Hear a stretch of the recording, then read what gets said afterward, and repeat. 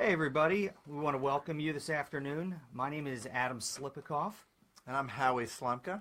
and we are the two founding partners of the law firm Slipikoff and Slumka, but we go by the name of My ATL Law. It's a little easier to spell, easier to pronounce, and also I think it captures what we're trying to do for everybody. So today we're going to spend about an hour time with you talking about legal issues that you may have. We're going to answer some questions that have been sent in to us prior to this broadcast. And also we want to encourage you to feel free and put comments in. And our production assistant is going to take them down and ask the questions as we go along. So enjoy the next 1 hour. We will be recording this, and we're going to have posts of this split up and put on our webpage as well. So if you miss it, you can follow up on myatllaw.com, which is our website, or Facebook on the MyATL Law Facebook account. So let's give you a little bit of background about first Howie and I. So Howie, can you start? Tell us a little bit about your background, where you went to school, and firms you've been with, and what's brought you to today. Sure. Thanks, Adam. My legal background, I'm going to start with my legal background and then work my way backwards. Here in Atlanta, I've been practicing since 1996. And I have a fairly a broad background as a real estate and litigating attorney. What happened then was when the crash impacted so many of our clients, my practice changed a lot, and I became a lot more of a consumer attorney. I helped people who were either facing debt because they had lost their jobs or were going to be losing their homes or their cars. But I also helped clients who were involved on multi-million-dollar real estate deals who were going to lose their shirts on those as well.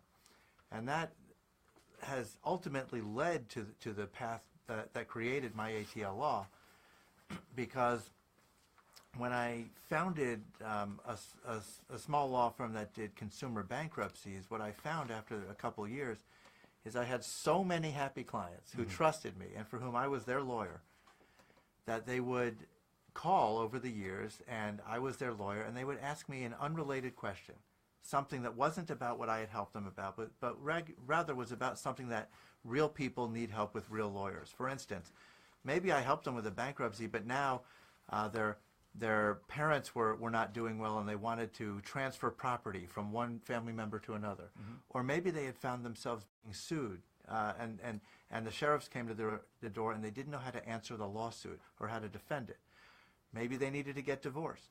And what I found was that they were calling me because I was their lawyer and they trusted me. And I spoke to Adam about this and determined, you know what there's not in Atlanta? There's not one firm that's not designed to help corporations, but rather is designed to help families. Right. Sometimes people wanted to enter a new business venture. They were very excited. They said, I have this great idea. I want to form a company, but that's all I know. I know the idea, but I don't know how to do it. And I need a lawyer to help me, to guide me through that. So I think we put our heads together and said, what if there was one firm that could stay with the family during all of these different times of crises? Maybe they needed to file a workers' comp claim. Maybe maybe they were a plaintiff themselves. Maybe they had to file bankruptcy. Right. And I think My ATL Law is set up to handle just that for these various firms. So that's a little bit of my background, how I got there. I'll go into schooling in a little bit. But he's being a little also modest. Howie went to Georgetown Law School, undergrad, Ivy League at Princeton, so he's obviously quite bright. And also how he had started practicing with one of the largest firms in the Atlanta market that has a couple thousand lawyers at this point.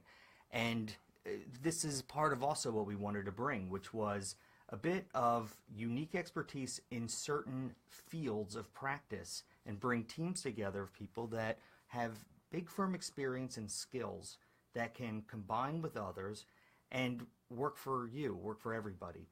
I'll give you an example. The world is changing, and unfortunately there aren't, the Renaissance man doesn't really exist anymore. What do they say? The master of, someone who does a little bit of everything is a master of nothing. Well, that's largely the case. And rather than Howie practicing in every imaginable area, look, Howie's an expert in real estate matters and bankruptcy and litigation. He stays in those lanes. I do corporate and transactions, and I stay in those lanes. And the rest of our team we filled out with other high-skilled attorneys. Andrea Martin does family law. We have others that do landlord-tenant issues, others that handle things as remote as criminal law and even injuries. So having individual experts is unique. We don't do a little bit of everything. We have people that are specialists at those one things. And we do expect to grow very rapidly. Right. I think of us as kind of the conductor. When someone comes in, I'm happy to meet with them and figure out what they may need. But at the same time, like you mentioned, criminal. Maybe somebody's son was arrested for something and they want to, help out with that or reduce the charges or whatever it is that we need to handle. And I can make sure that gets done. I personally do not consider myself a criminal attorney. Yeah. And you wouldn't want me in there for the simple reason that I don't have lunch with the prosecutors. But we've associated ourselves with someone who does. And that's a good example of how we would coordinate the efforts and make sure that our clients get the best legal service. So for me, my background is for Georgia, this may not be terribly popular, but I am a University of Florida Gator through and through. I did my undergrad law school and MBA all at Florida. Went to work at a very large firm that was called Powell Goldstein, now Bryan Cave, has a few thousand lawyers. And the only work I do is venture capital, mergers and acquisitions. So anything related to companies, corporate transactions. As they say, I stay in that lane. And if someone needs to litigate, well, that's when I'll turn to Howie or turn to one of our other litigators. Lord knows you don't want me in the courtroom, but you do want me preparing the documents so that you don't end up in the courtroom. I've also been a bit of an entrepreneur, starting some of the big law firms in Atlanta. In 2004, I'd started a firm. We grew that from 2 to about 100 lawyers in just a few years.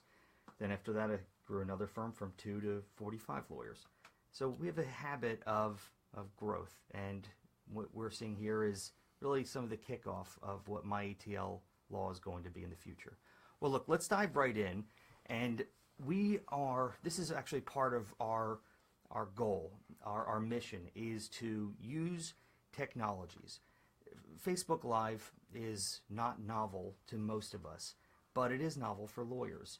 Heck, even the web is novel for some lawyers. Tech is not something that lawyers welcome. We're usually Luddites. But with our firm, we absolutely want to connect in every imaginable way.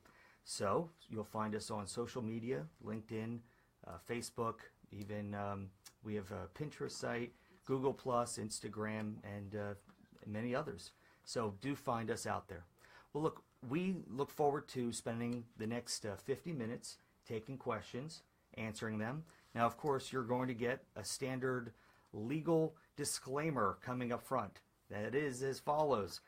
We are not your lawyers. An attorney-client privilege relationship is something that is very important and sacrosanct, but what we are doing here is just simply providing general answers that are non-specific to anybody.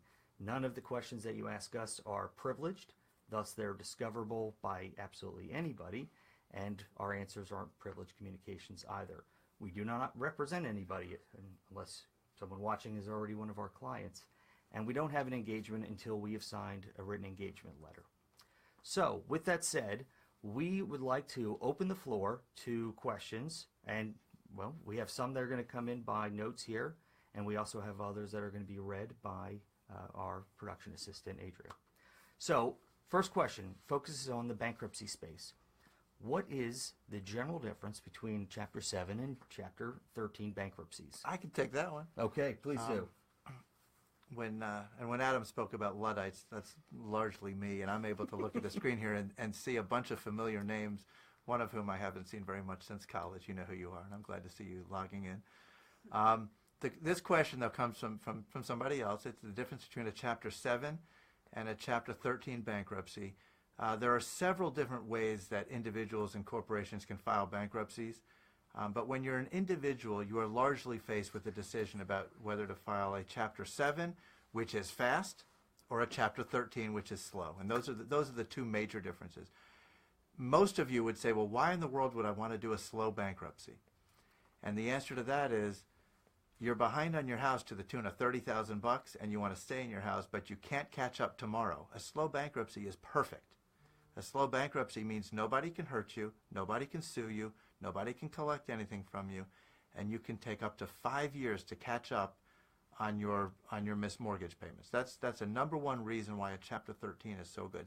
It may be your car, it may be something else, but the point is it's a very slow bankruptcy where over many, many months you're going to be paying in to someone called the bankruptcy trustee, and they're going to help consolidate all your debts. It's very helpful for the right person. Most clients who come to us don't want a slow bankruptcy. They're in trouble today and they want us to fix it tomorrow. And a Chapter 7 bankruptcy is usually the way that an individual will file to get that result. The typical client here either has a judgment against them, maybe they owed American Express $15,000 and they've lost a lawsuit and they're about to get garnished, or perhaps they've already been garnished. But the point is, you owe more money than you can pay. I want to file bankruptcy tomorrow and walk away from this stuff. And we give you the legal advice as to how to do that. We walk you through the process, and the best thing about it is you have a lawyer. So that once we file the bankruptcy, in most cases you need to go to the court one time, but all the calls come to us.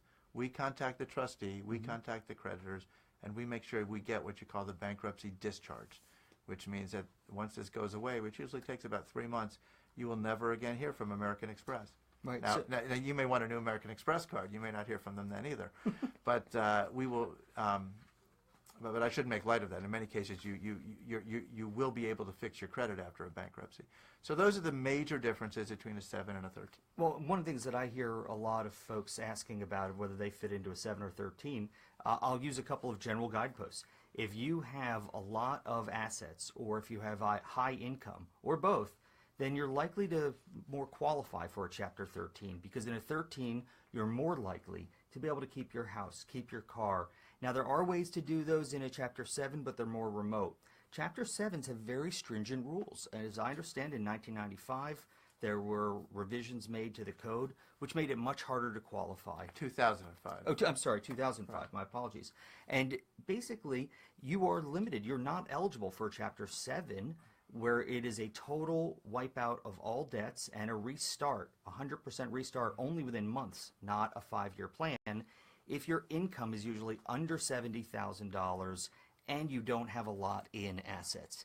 Those people who can qualify, if you have, and it's based on how many members are in your household and what is the household, not the individual, the household income. If those are around the sweet spot of 50, 60, 70,000, you can qualify, and a Chapter 7 is usually a better way to go. Right. Yeah, that number fluctuates depending on where you live, what county you're in. But in general, if you're making under the median, which by no means means you're impoverished here. I mean, we're not talking about the poverty line. We're talking about the median. You go down your street. Half of the people are under the median for that street. But if you're earning under the median for your county, you're eligible to file a Chapter 7. There are some exclusions and some tricks that we can use to fit you in if you're a little over it. But in general, if you know that you're making more than half the people in your county, then you're probably a better Chapter 13 candidate than a Chapter 7. I see a question was asked here, all caps, by a listener. It says, she's worried that she'd have to surrender everything and that her credit is shot for 10 years. Is this true? So I want to address that question because that ties right into this. You don't have to surrender everything unless you want to surrender everything. And again, one of the advantages of coming to a law firm like ours is we'll listen to you, determine what your goals are and what got you into the situation, and determine the best plan to get you out. Many people want to surrender everything. They want to start over again, including, they have a car that's worth $8,000 and they owe $12 on it, and it's in the shop anyway. They want to walk away from that car. We can help you do that. Other people have a car they don't want to walk away from. We can help them do that. Right. An example, when somebody doesn't want to forfeit assets, it's because you have to accept it as in whole or reject it in whole. So, for example, if I have a car loan and I have a lot of equity in my car, in a Chapter 7, I can decide that I want my car and I like my car loan, and you can just line item and say, I want to keep it. Now, if the car loan is $550 a month and you're willing to continue somehow to keep paying $550 a month, then that is an option under Chapter 7s.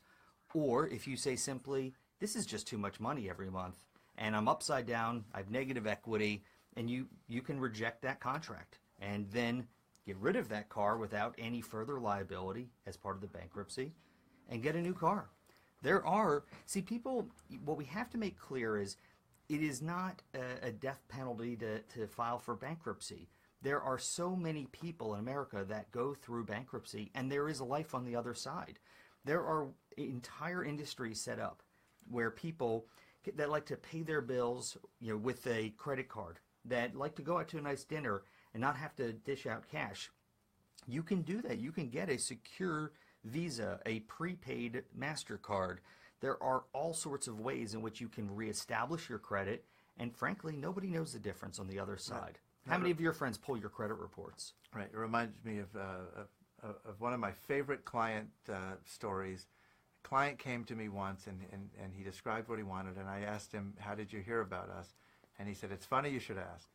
He said, I already knew, actually. He was the credit manager at a local car dealer. I would say which one, but that might be too much. Mm-hmm. So he's a credit manager at a local car dealer. He found himself the day before he met me selling a car to an individual, and he looked and he said this individual had filed bankruptcy 3 months before the date that he had met him. And he pulled his credit, and he said, your credit is very good, and I'm going to sell you this car, but I'm curious about something. You just filed a bankruptcy. And he spoke about the process, and my former client explained the process, and then the credit manager said, if you don't mind my asking, what attorney helped you do this? And he gave him my name. And the next day after selling the car, the credit manager came in and said, I want you to do for me what you did for him. And we did. That's great. We filed a bankruptcy. I mean, obviously, I didn't pull his credit afterward, but we're able to foresee the needs of our clients. Now, the word bankruptcy does remain on your credit for some time after you file, whether it's 10 years or 7 years. But here's the advantage of filing with a small firm like ours who pays attention. We can teach you how to lessen the severity of that word. Primarily, clients need to rebuild credit after bankruptcy. And many clients say after they file, the last thing I want to do is have a new credit card. We'll explain that that's not necessarily a bad thing and how to limit it to rebuild your credit afterward. I'd like to actually add to that. And by the way, first I want to thank Ms. Agape. I hope I'm saying your name right. And it's a kind note you've offered where we were able to explain your issue. So please feel free to write or ask anybody to join this broadcast or future ones, which we plan to do. Usually Tuesday mornings. We'll set a time on our website. But here's the other thing. When people talk about credit afterwards, after going through a bankruptcy, there's an impact on your credit if you file. There's also an impact on your credit if you don't file. We have to compare these things to other examples. It's like the old adage that if you're in the woods and you're being chased by a bear with your buddy, you don't have to outrun the bear, you just have to outrun your buddy. There are other alternatives. So, and these also hurt your credit as well. For example, people talk about... I can outrun Adam. Yeah, I don't know. I'm not going hunting with you. You just have to outrun your partner. Right. I'm not going to go out in the woods with you anytime soon, bear hunting. We're not really designed for that, he and I. We're more like inside office type of people. So the idea is, what are some of your alternatives? Well, there are things like debt settlement, debt resolution. You guys will see ads all over the world talking about, we consolidate your debts and we negotiate for your creditors. You don't pay us a cent unless we get a settlement for you. You have to realize that that is a partial solution to a very big problem. And I'm going to name them in almost numerical order. Number one, what is the biggest problem is a lot of people, when they turn to bankruptcy, it is because they've exhausted every other remedy, such as credit resolution and consolidation. They don't work for most people, and then afterwards, they end up coming to us anyway after the fact, after they've spent many months or years and spent tens of thousands of dollars sometimes. Bankruptcy is the only way in which you can get an immediate resolution to a couple of crises. I'll give you an example. If your house is about to be foreclosed on, or if your car is about to be repossessed, or if your wages are about to be garnished by your employer, going to your debt consolidation, phone number or website, they will not be able to address this anytime soon. Only the federal courts have something called the automatic stay. We can have a client come in, and literally same day that they come in, we are able to file this automatic stay with the federal court. It is an absolute freeze on all collection activities. The foreclosure has to stop. The car repossession has to stop. The wage garnishment not only has to stop, but you can even get funds back. And this thing stops ringing. This is what brings a lot of That's people a great into us. point. Your phone is now worthless because it's only creditors calling you. Yeah. And if we file a bankruptcy, those calls stop immediately. Right. Effectively, they call us instead of you, which is not a bad thing from your standpoint. Well, in the letters, they can't do any more collection proceedings. Even if you've been sued, all litigation has to stop instantly. Now, there's more to it, though. If you try another path like debt consolidation, first keep this in mind. They're very lengthy. It can be anywhere from 6 months to 60 months. You're talking a full 5 years before you get into a plan and complete a plan. And the statistics are terrible. 90% of all people that get into a plan do not complete it. Also, the other problem is, while initially these creditors will stop your interest and penalties, they're still adding them up and accruing them. So if you miss one payment, guess what? They all come back. In a bankruptcy, all of that stops. No more penalties and interest. And what's most important to most clients in that situation is the money that you pay does not come back. So so you've made several payments. Say you may be out $5,000, $6,000, $7,000. That money, it didn't really reduce your debt. You can't get it back, and now you find yourself saying, maybe I need to file bankruptcy. It would have been better had you filed before spending the $5,000 or $6,000 or $7,000. Well, and then 2 more points on this is that those creditors, American Express or a MasterCard or a Visa, none of those have to participate. It is voluntary. You can have 6 major debts and 3 or 4 may all say, yes, we're willing to join in a consolidation plan. But 2 or 3 may decide, no, we want every penny of it. Litigation, if they've already sued you, they don't have as much incentive to stop the lawsuit. They've already got you there. So those aren't going to end. And I'll make one more point is that the worst of all, in my opinion, is this: taxes. You might think that if a company who says we only charge you 40% of whatever we're able to save you, then you'd be done with that. So for example, if you owe 20 grand and they save you 10, well, of that $10,000, here's the bad news. When you go through a debt consolidation, that $10,000 that you saved, you now have to, 1, pay 30 to 40% to the company who did the debt negotiation, but then the IRS comes. The IRS, only in a debt consolidation and plan, but not in bankruptcy. The IRS will charge that $10,000 in savings to you as a tax. If you made $35,000 that month, or excuse me, that year, then you add on the other 10. According to the IRS, you've gotten $45,000 in income, and you have to pay tax on it. Yeah, just the name is somewhat misleading. They call that cancellation of debt income. So cancellation of debt is good, but income from the IRS standpoint is bad. So like Adam says, you are taxed as if you were handed a check for $10,000, even though you weren't handed a check for $10,000. If you had $10,000, you wouldn't have settled the debt to begin with. So it really is a catch-22. Yeah, you jump from one frying pan to the other. You jump from owing money to an unsecured creditor to now you owe money to the IRS, who is not willing to usually negotiate with you. They are the worst creditor for 2 reasons. One, they are a secured creditor. They can take their debt and attach it to your home. And secondly, as a lawyer, I'm going to represent your interests, and I'm going to negotiate the best I can. The IRS knows more about your finances than I do. So it's a very difficult negotiation because they know what you earn, and they probably know what you're going to earn next year before you do. So it's a difficult negotiation. I tell clients frequently that I only want to settle any of your debts if I can settle all of your debts. It doesn't do you any good for me to settle 9 out of the 10 if the 10th won't settle because you still owe them $12,000, and what are you going to do? And I feel as though the debt consolidation companies never say that to clients. They don't say, I'm only going to settle some of your debts if I can settle all of your debts. So they kick the can down the road, and you end up filing bankruptcy in a less, with less control at that point. And both damage your credit significantly, I have to tell you. So if you're already at that point, call us. We'll be happy to walk you through what your options are.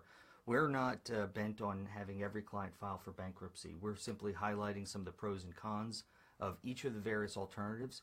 If you have one large debt from one client, one creditor, we can simply try one-on-one to negotiate with them, but you really want to do those only in circumstances where it's a very large single debt, 20 or 30,000 with one creditor. If you have 5 or 6 small credit card debts, then a bankruptcy probably is the better way. Nevertheless, we'll talk with you about that. Let's jump to another question here. Jim Newbills asks, my brother is about to lose his car. He's hiding at my house. Can I get in trouble? And 2, what can he do to stop or at least slow the repossession? Okay, well first, you really can't get in trouble when we're talking about a credit issue. This is not, there's no debtor's prison.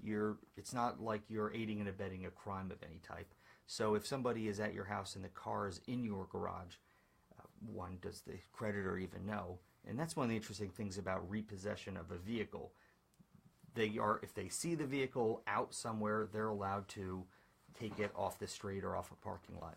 But they're not able to enter your garage or your friend's or your neighbor's garage. They don't have rights to enter in someone else's place. That's right. By the way, repos generally only happen between 2 in the morning and 4 in the morning. That's when the trucks drive around most actively. Okay.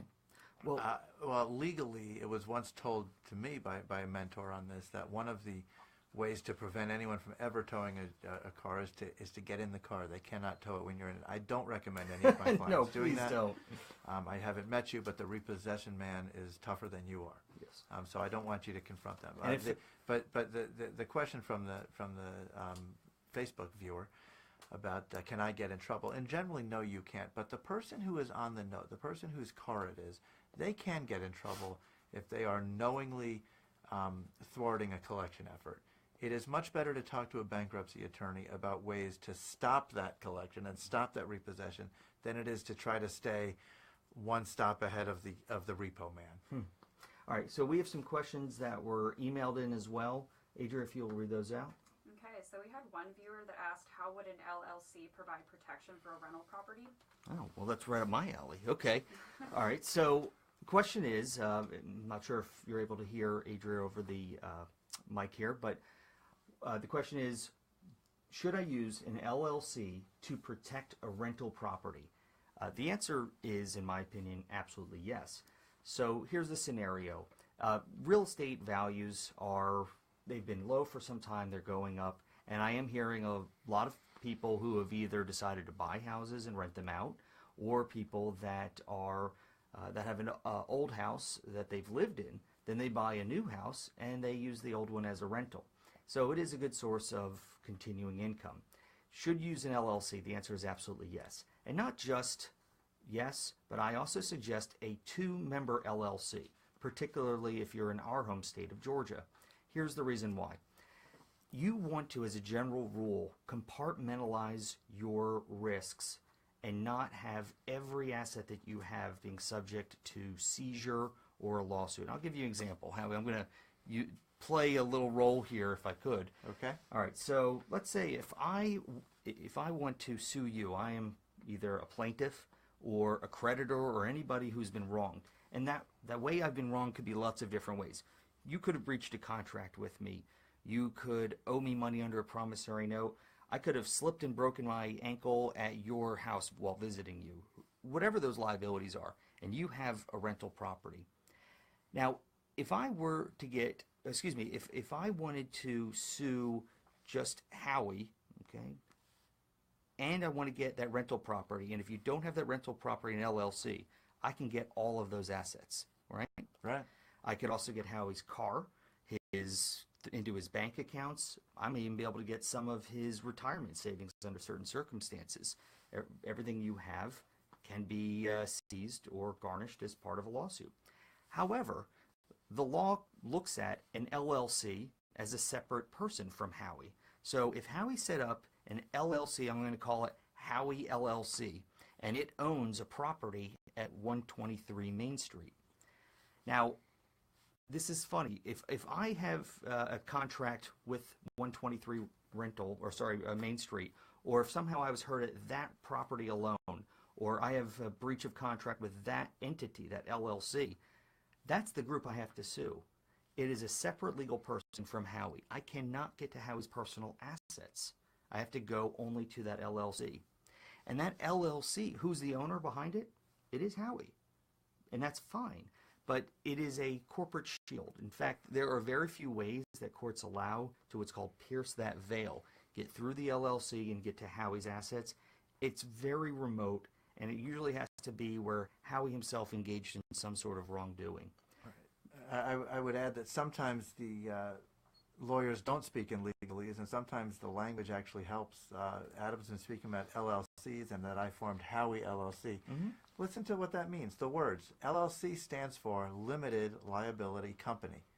It's Howie Limited Liability Company. I can stand behind that thing, and I can say it is true that you won a judgment against me for $100,000, and I'm sorry about your ankle, and then you missed work, and it adds up. It turns into $200,000 very quickly, and I'm sorry about that. But all I have is this, and Howie Limited Liability Company owns the house up the hill, but they didn't hurt you. That's right. I hurt you. You have to have proximity of causation, and you can only sue the person that hurt you, not everybody affiliated with them, someone that caused the injury. And now you may remember, I mentioned a moment ago, I would recommend that the LLC have two members. There was a reason for that. In an LLC, the IRS has a view that if it's a single member LLC, meaning Howie's the sole owner, Georgia courts and the IRS call that a disregarded entity. All that means is that he doesn't have to file a separate tax return for Howie LLC. And by the way, when we say Howie LLC, many of the same rules apply if it's Howie Inc., whether it's an S Corp, or any other legal form. But with LLCs, there's a certain unique rule in Georgia where if it's a multi-member LLC, they can never get Howie's ownership interest. All they can get is what's called a charging order against that LLC, which isn't worth as much as getting to Howie's ownership. Right. So at the end of the day, what do we recommend? Always a LLC. In my opinion, it's better than other corporate structures, better than an S Corp. A multi-member, have it 99% with one person, 1% with another. And what if you buy 2 properties, 3, 4, 5? Do you need to have a separate LLC for each one? Well, not necessarily. Remember, this is just gauge, you're trying to compartmentalize risk. You may want one LLC for every 2 properties or every 3. But just think that every one of them are just baskets of exposure. If someone sues in that lawsuit, against that property, they can get that bundle of those 3, and then the bundle of the other 3 are protected. But that was a great question to whoever asked it, and it shows the example of how clients who come to us for one thing, a year later have a totally unrelated question for us. And our goal is to be able to provide legal services for all of those. Yeah. All right, and then we have another question that asks, will the judge allow a payment plan if I'm being sued for a credit card debt? Could you repeat the question? Yes. The question is, will the judge allow a payment plan if I'm being sued for a credit card debt? So I have a great answer to that. It depends which judge. Generally, you'll be sued for a credit card debt in state court, as opposed to federal court. And okay, let's say it's American Express and you've lost a $15,000 judgment to them. In general, the answer is no. You will be required to pay a $15,000 judgment, and if you don't pay it immediately, they will have the right to make it into a secured judgment and then to garnish.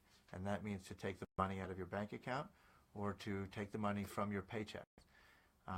Garnishments are very painful. When you open your paycheck and find that you are not the first one to get in there, that is what makes grown men cry. We all know what a budget is, and when your paycheck isn't there, it's devastating. So will the judge approve a payment plan? No.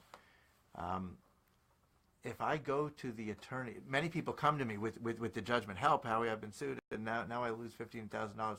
It is not too late for me to call the attorney on the other side. Many of these creditor attorneys already know me, and I will try to work a payment plan, and I will try to explain that my client doesn't have this now, but wouldn't you rather recover a little bit a month up until a certain amount than trying to sue them for the whole amount? Because if you do sue them for the whole amount, which you've already done, and you're going to garnish them, they're going to file bankruptcy and pay you nothing. So I am able to negotiate, and if I do, then that will be approved by the judge as what we call a consent order. And if you can live with that payment plan, then that works. However, many clients come because they can't pay that payment plan. They don't have the money. Maybe they're still out of work. And in that case, a bankruptcy, it's not a bluff. It's something realistic. I'll tell the other side, They can't pay you, and if they file bankruptcy, you'll get zero. Sometimes that's what my clients want. They say, I've got to start over, and paying $2,000 against this is not truly. So we can do that. Okay. Now, by the way, let me give you the phone number of how you can reach us, and also our email addresses. The email address where you can reach us is info@myatllaw. info@myatllaw. .com. Okay. Well, of course, yeah, .com. Right. And the phone number, if you'll grab that for me. Yep. The number for us, 404-800. Thanks. 404-800-7067. Again, 404-800-7067. So do feel free to reach out to us. We'll be happy to answer any of your questions, whether it be now or call our offices, and we'll be happy to have one of our intake folks schedule an appointment with you. Now, Howie, you had mentioned, though, that in the lawsuits that you would be sued often in state court. So let's give people an explanation of what different court levels there are and generally what happens in collection lawsuits. So every county has 3 separate court levels. There is the magistrate court, which is the lowest. There is the state court, which is the middle, and then superior court, which is the highest. Now these are generally the same terms in most states, but these are the ones that we have currently in Georgia. Now, when it's a credit card debt, what you'll find are some of the collection agencies, they like to sue in magistrate court. And there's a good reason why. One, because magistrate court has a limit of up to $15,000 of how much you can bring in that court. It's the jurisdictional limit is what they call it. And the reason that collection agencies like to do that is because you get in front of a judge very quickly. There is not a lot of formality. You don't go through a lengthy discovery process, and they only have to pay something like $40 to file to start the law process or the legal process moving. Others, on larger amounts above $15,000, they sue in state court. And in state court, a lot of times they have to have an attorney that comes in. And if you're a corporation, you have to have an attorney, especially in our state of Georgia, you have to have a corporation to represent. You have to have an attorney represent a corporation. And then finally, superior court. Superior court is usually where there are all family law, domestic matters, all real estate matters have to be heard there, and a lot of some of the largest lawsuits happen in superior court. Now, there are some credit card companies or collection agents that when they file a suit, they pay that fee, but then that's it. Some of them only file it, and that they're hoping that you're going to hear about it and it's going to make you nervous without any further action on their part, and that you are going to learn through a friend or some other attorney that you've been sued, that you'll call them and say, oh, I realize I've been sued, I'm going to try to settle right away, and that you'll jump into their arms and offer either full payment or settlement, whether it be on a payment plan or just a smaller amount. Now here is what is their game. It's all statistics, and it's all gamesmanship on their end. Every single day in the Atlanta metro area, there are no less than 500 magistrate lawsuits filed from collection agents. And they don't usually pursue most of them. They pursue some, but not the vast majority. They buy these debts for only 3 to 4 to 5 cents on the dollar. So imagine if you, at one point, we call these zombie debts, if you owed $10,000 to Visa, let's say 5 years ago. Well, after 5 years of trying to collect, Visa gave up. And then they sell that $5,000 debt to a collection agency who pays them 3 cents on the dollar for that. All the while, interest and fees are all racking up along the way. And by doing that, now this group paid 3 cents, they file suit, and they're hoping that you're going to pay not 10,000, 15 or more. So what we recommend when you get sued, contact us. There are lots of ways to handle how you're going to address this with them, or whether you want to fight it. If you don't fight it, if you do nothing, they get an automatic judgment. And let me add that that's what they're banking on a lot of times. When they serve this lawsuit, they know that you're going to do nothing either because you've been ignoring their bills for all these years anyway, or because you don't really have a defense. You're like, yeah, I did use that card. I planned on paying it, but now I can't. So, That's right. So if you do nothing, they get a default judgment against you, and that ups the ante. Now they have the $15,000 judgment against you, and many people don't consider it valid. They say, well, I only used that card. It was a $5,000 card. It doesn't matter anymore. It's now a $15,000 debt. And you can't fight it at that point. And once you've done nothing, you're really stuck with that. There was a recent decision by one of our bankruptcy court judges that should change this a little bit. The issue in this was whether a bankruptcy filer could go back and raise certain issues that they should have raised in magistrate court but never did. And the answer is, well, if it's a final judgment, you're stuck with it. The issue here was it final? I still had 30 days to appeal that judgment. And the judge held that as long as you have filed bankruptcy within your original 30-day appeal period, it's not final. So that means that burying your head in sand, not opening the debts, you can keep on going further and further down, then they sue you, and then you do nothing, and then they get a judgment.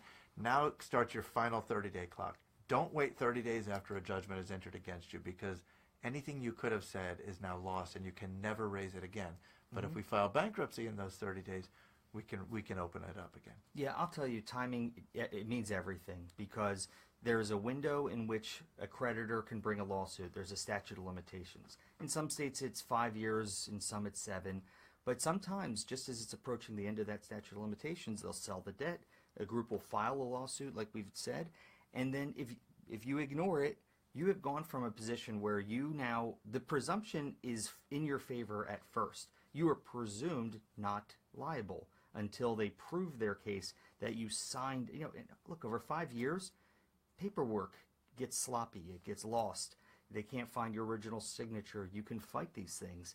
But if you don't respond in that 30-day window after you've been served with a lawsuit, then you go from a win, well, a possible win or some defenses, to no defenses and 100% loss. And not just for a portion of this debt, but for interest and penalties and attorney's fees they'll tack on as well. So, as we say, call now. The number, again, is 404-800-7067, 404-800-7067, or you could always reach us at info@myatllaw.com. Right. I like to think of 2 plates of cookies are out there. One of them has a big guard dog in front of them, and on the other side of the room is a plate without a guard dog. Which one are you going to go for, right? You're going to go get the easy cookies. If you come to a law firm like ours after you've been sued, you're no longer easy pickings. They have 100 defendants who look just like you who did not go to a lawsuit and who didn't file an answer. It's much easier for them to collect from them. Merely by coming to us, we become that guard dog protecting you. Yeah, I say the same thing. When we do LLCs and just setting clients up for tax and asset protection, the general philosophy is, look, what these really are just obstacles, and we're trying to sour the milk, if you will. A lot of folks, a plaintiff's lawyer doesn't want to waste their time when there are enough opportunities out there. There's low-hanging fruit. They don't want to have to build a ladder, fight past a flock of angry birds just to get at the high piece of fruit. Okay. Another question came in. My friend filed bankruptcy under Chapter 13. Oh, and the Chapter 13 trustee just raked him over the coals. But my sister filed a 13 too, and they didn't bother her very much. Is the bankruptcy process? If I file bankruptcy, is everyone in my business? All right, so let me take that one first. There is a possibility, when you file a bankruptcy, it's full disclosure. It's like a patent. The great thing about getting a patent is you have the exclusive right to use your invention. The bad news is you need to show everyone your invention. And most people don't know that. That's the patent is from the word meaning open. You open all your books. In a bankruptcy, the same thing happens. It is quite invasive. And every month, if your income or your expenses change, that can affect the bankruptcy. And depending on how aggressive or how involved your Chapter 13 trustee is in your case, it can be very invasive and they can be in your business. We know our Chapter 13 trustees. We can a lot of the times predict or prepare a case in such a way that they don't necessarily do that. I don't want to pat ourselves on the back too much here, but I think our firm has a good reputation. They know we're honest. They know we're good filers. I think we can say things that the Chapter 13 trustees trust and that they respect, and they don't necessarily dig as deep into our filings as into others because they trust us and they know that we're good filers. So that's the answer to the last question, is are they in my business? The other question is the same people could file two Chapter 13s and they could take very different paths through the court. It depends a lot on the creditors and on the trustee. Some creditors don't respond. They just say, well, we were hoping to get money, but now this person filed bankruptcy. Next, please. Other creditors will be more aggressive, particularly if the car's worth $40,000 and you only owe $8 on it. Yeah, they're not want to lose that car. They're going to treat it different ways. Or if you miss mortgage payments after you file bankruptcy, you've sort of broken the I don't want to say the unwritten law. It's actually a written law. You need to keep on paying your mortgage after we file. And if you don't, they can come after you more aggressively. But a firm like ours, we know where the potholes are. We can help you avoid them. And generally, we do try to file bankruptcies in such a way so that you will not be as vulnerable to the Chapter 13 trustee really being in your business like that. Okay. A lot of questions here. Yeah, we have a new question came in. I just got a foreclosure notice. I'm only 3 months behind. How much time do I have to respond to them? Will using an attorney have a bigger effect than just me responding? I am supposed to have some money pretty soon, just not now. If I start a bankruptcy and then I do get that money, do I have to actually file? The time it takes to file, how long does that take, by the way? Will that buy me some more time? That's a great question, and the answer is we like to meet with you before the pot has boiled over. While you find yourself in some hot water, come speak with the attorney. One of the decisions we make is when to file. Now, if you can get caught up on your own before they file a foreclosure, in some cases that is a good thing to do. In other cases, it's not to your advantage to do that because maybe you haven't been working for those 3 months and you haven't built up any savings and you're 3 months behind, but now you're working again. One choice is to get caught up quickly.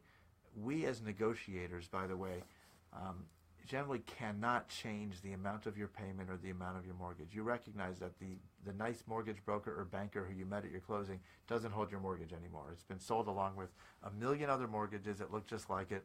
Wall Street now holds your mortgage.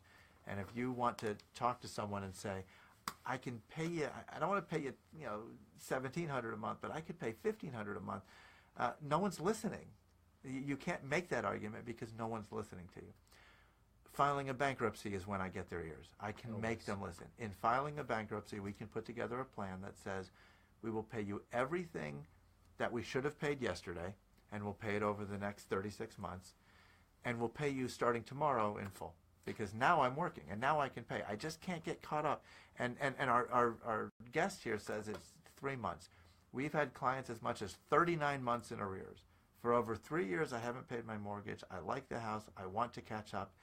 I don't have 3 years' worth of mortgage payments, and we still made that one work. In fact, that bankruptcy is finishing up this month. Well, here's an interesting thing also. Zoe, when she said that she just got a foreclosure notice. So I actually want to give you a very compressed timeline of what someone who's facing an immediate foreclosure has to deal with and what we can do. So in Georgia is one of these non-judicial filing states. You can foreclose on a house very rapidly. It can be done in as short as 60 days if you're a bank. What they do is they advertise in the local newspaper in the legal ads section where other legal notices are. They have to publish it 4 times in the month prior to foreclosure day. In Georgia, all foreclosures are done on the same day. It is the first Tuesday of the month. So coming up, I believe that's June 6th. So prior to June 6th, these notices start going out. It's advertised 4 times. And there are people that have been working for months to try to get HAMP or HARP, one of these plans or adjustments, and they've been being dragged along. The holder of your note, how do I say this politely, doesn't care whether you were this close to having HAMP or HARP being finalized, or whether you were this close to having the money to pay some or all. A lot of times it's simply process driven, and they just have it dictate. If it is close, these individual people on the line level don't have the discretion to say, oh, but she's really close, let's just wait one more month. Right. They can't do it sometimes because of regulations that are imposed on them or an internal policy. So, filing for bankruptcy, when can it happen? It can happen on any day prior to the foreclosure. In fact, it can even happen the morning of. Every single bank who does foreclosures, they send a person to the courthouse steps of the county in which the house is. And it's funny, it sounds so old-fashioned, but they literally stand on the courthouse steps between the hours of 9 and 5, and they read out a script. The first Tuesday of the month, go to any courthouse, you'll see it. It's a heck of a scene. But before they show up, that morning they are scrambling through to see if any of the homeowners filed for bankruptcy. And if the filing is in their records right before they've announced, then they have to pull that one and wait another month. Now, I'm not encouraging this, but I'm telling you this does happen, where people will file for bankruptcy the day before that foreclosure Tuesday or the morning of. They file with the court, and then it stops their foreclosure, and then they don't continue the process. They don't continue to file or provide the documents. They don't pay the court the rest of the fees. Again, we do not condone that, but it does happen. It stops those foreclosures, and they get reset for 1 or 2 or 3 months down the road. Right. I got to say something to make sure that people hear this really loudly and clearly.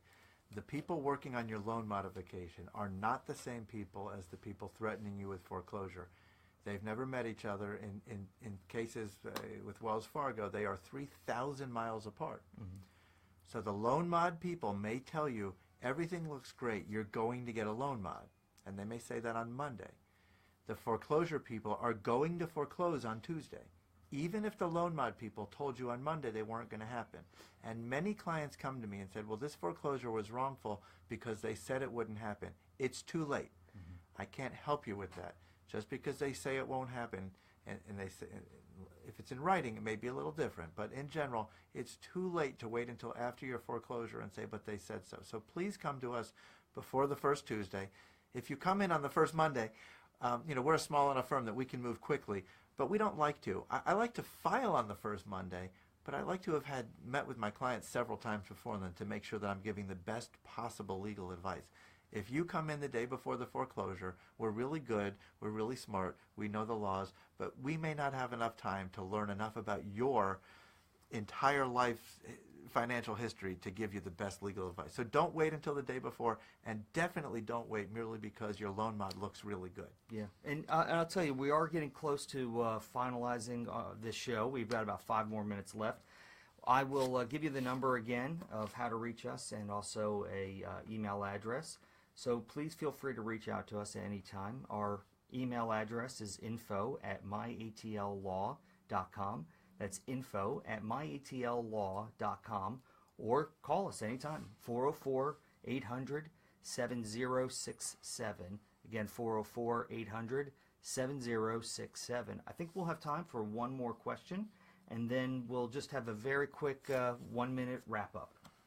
All right, so there's another question that asks, how do I answer a consent judgment? Okay. Now, a consent judgment, that's interesting. Answering a consent judgment is a bit of an oddity, because when you are negotiating with a creditor or any other party, so there's a plaintiff and defendant, the reason that the litigation starts usually is because you cannot reconcile your issues, and you want to go to a judge or jury to decide who wins and who loses, and it's usually quite clear. But if anybody who's follows in papers, not everything ends up like a Perry Mason victory or some Matlock scene where there's some striking evidence at the end and it's a full victory for one side. 99% of all cases settle, and the way they settle is ultimately people become fatigued. I always tell folks, justice is not swift and it is not cheap. And so after the fatigue sets in, people will say, fine, let's settle. And you will agree, and that's really the consent judgment is the document that you'll sign to say, we've agreed to settle. A gets this and B gives that. Yeah, and typically in return for your consent, the amount they've sued you for goes down a little bit. I will agree effectively to lose this case, but I'll lose it at a lower amount.